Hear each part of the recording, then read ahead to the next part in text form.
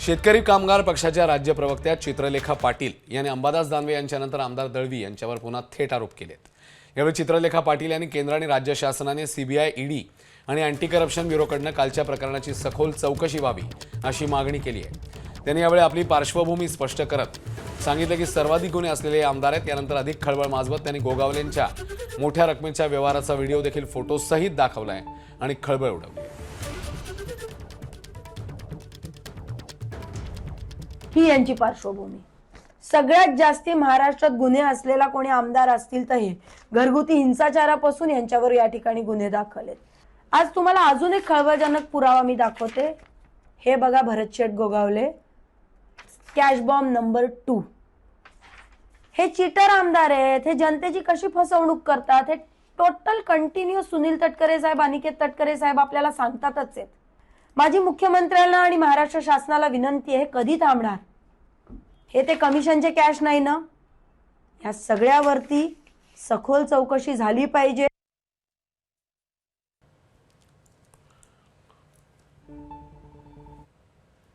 दरम्यान चित्रलेखा पाटील यांच्या आरोपांना भरत गोगावलेंनी उत्तर दिलं।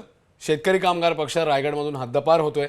जयंत पाटील आमदार होऊ शकले नाहीयेत, त्यामुळे पुढे जातोय आम्ही असे आरोप करत असावेत असं गोगावलेंनी म्हटलेलं आहे। तर चित्रलेखा यांनी केलेल्या आरोपांची खुशाल चौकशी करा असंही त्यांनी म्हटलं। आम्हाला त्यातलं काय कळलेलं नाही।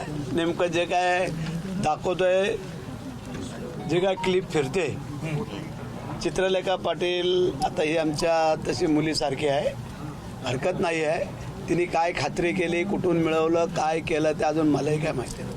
माझ्याकडे जर एवढे पैसे असते तर मी एक मुंबईला घर घेतलं असतं। अजून मुंबईला आमचं घर नव्हतं। आत्ता मी जस्ट एका बँकेकडनं लोन घेऊन घेतलं आहे, परंतु गेली 16 वर्ष आता मी आमदार आहे।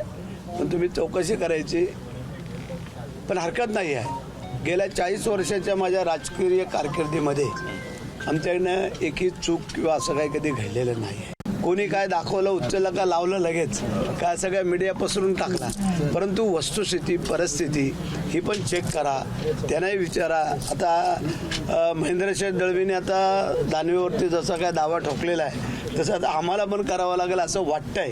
कारण हे जर नाही केलं तर मग त्या अशाच प्रसिद्धी मिळवण्यासाठी काही लोक करत राहतील।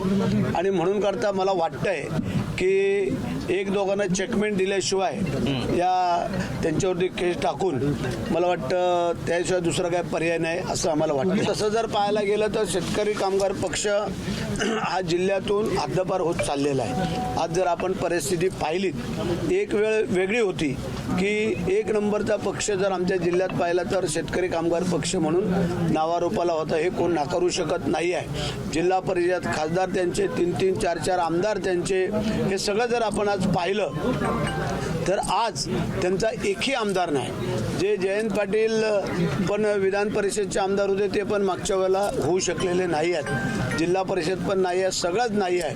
आणि त्यामुळे कदाचित त्यांना काय वाटत असेल की आम्ही पुढं चाललोय, कसं बदनाम करावं, पण हरकत नाही आहे, आम्ही याला सामोरं जायला तयार आहे।